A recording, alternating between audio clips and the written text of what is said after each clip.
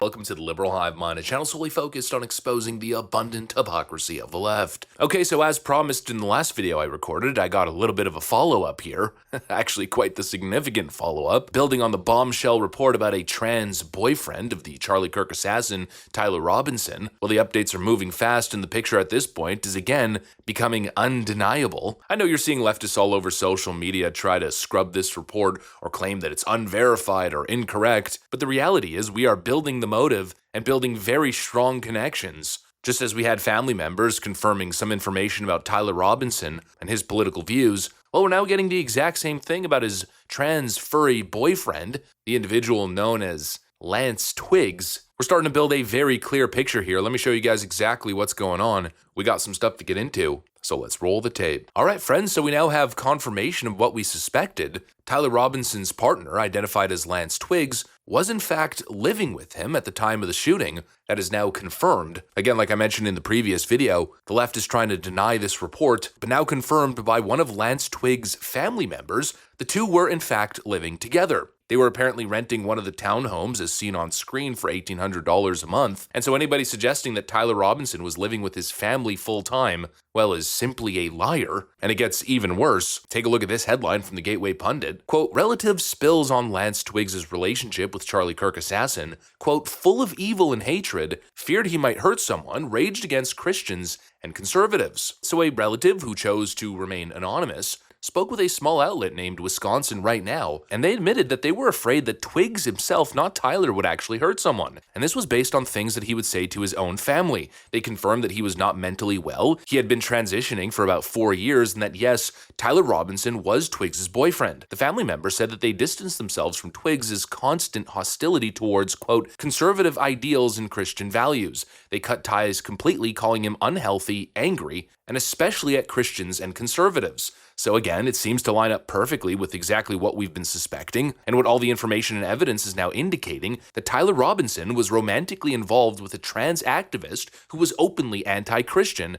openly hateful towards conservatives, and considered disturbed and unstable by his own family. And these two were living together at the time of the assassination. And the information dump doesn't just end there. We've got some other layers to this onion. As you can see on screen, this is allegedly Lance Twiggs' Instagram account. The handle is under the name Sir Lancelot, with the bio that reads, friendly neighborhood licensed fish finder. We're learning that in trans and drag queen slang, fish is apparently a term that's used to describe somebody who passes well as female. And so obviously that's adding more context. It's insider language from the trans and drag culture. You can also see the avatar, where the individual is clearly presenting as some sort of furry persona, or otherwise known as a fursona. And when you connect all of that with what we already know, well, it starts to make perfect sense, especially on top of another report that we've got here from the New York Post, which is claiming that the Charlie Kirk assassination suspect had a furry fixation and his trans boyfriend proclaimed support for Biden on social media. An account on the website furaffinity.net, which features sexualized images of cartoon animal characters, features an account name matching one that Robinson used on his various gaming and online accounts, friends told the Daily Mail. The spent cartridges, believed to belong to the murder weapon, was inscribed with the message, notices bulges, oh whoa, what's this? A phrase associated with a popular furry internet meme. Oh wow, so it's basically exactly as we've been describing it. And now remember how the left immediately rushed to say that those engravings were anti-trans? That it was proof that Tyler was secretly right-wing? No, of course not. It was clear since day one that those engravings were tied to some weird online internet culture that likely Twiggs and Tyler were both a part of. Trans, furry, femboy meme communities. It's the exact kind of rhetoric and slang and ideology that fills their world, not the right-wing world. When's the last time you heard a right-winger posting memes about noticing bulges? Holy frickin' crap, but once again, the left's attempt to debunk only exposes how completely out of touch they are with their own frickin' subcultures, or probably more accurately, how utterly dishonest they are. The facts are becoming very clear here, and I'm pretty sure behind the scenes the FBI has a whole lot more information than we do. The governor of Utah recently said this. You told the Wall Street Journal that it is, quote, very clear to us and to the investigators that this was a person who was deeply indoctrinated with leftist ideology. Can you elaborate on that and be more specific? Well, sure. So that information comes from the people around him, from his family members and friends.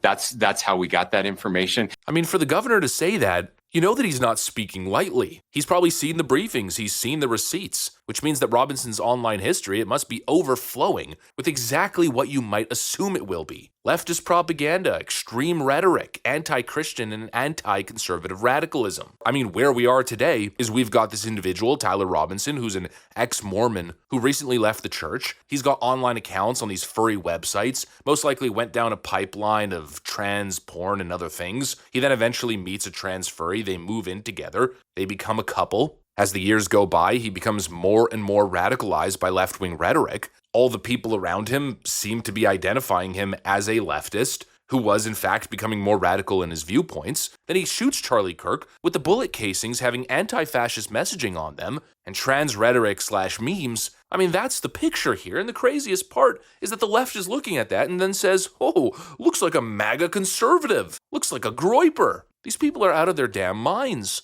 I mean, just connect the dots. I think the motive is pretty clear. Charlie Kirk is a known Christian conservative. Tyler Robinson was in a gay relationship with a partner whose own family described him as disturbed, unstable, and full of hatred against Christian conservatives. They were both immersed in trans and furry online subcultures that overlap perfectly with the slogans engraved in those bullet casings. I don't know 100%, but I'd say at this point, again, 99%, they killed Charlie Kirk because he's a Christian conservative, and they are left-wing lunatics. And I'm sitting here asking myself, I mean, how much more evidence do we really need at this point? The family confirms it, the friends are confirming it, the neighbors are confirming it, the governor is confirming it, the FBI is confirming it. There's a pattern recognition, the online presence, the engravings, the radical partner, all of it is pointing in the same direction, and we still can't find a consensus. Well, I think it's obvious that it's not about the evidence, it's not about the truth. The left will never accept it. They will lie, deflect, invent distractions until the end of time.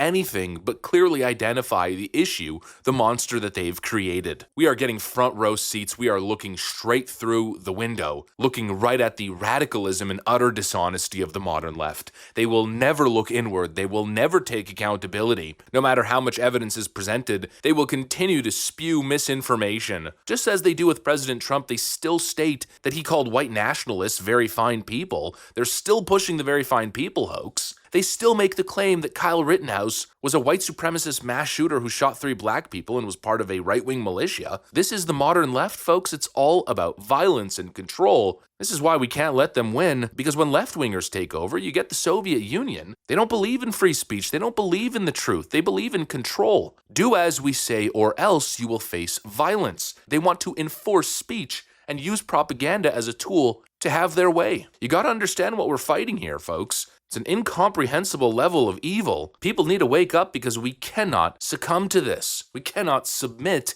because if they get what they want, it will be hell on earth. Anyways, that's pretty much what I got for you guys. Thanks for watching, and I'll see you on the next one.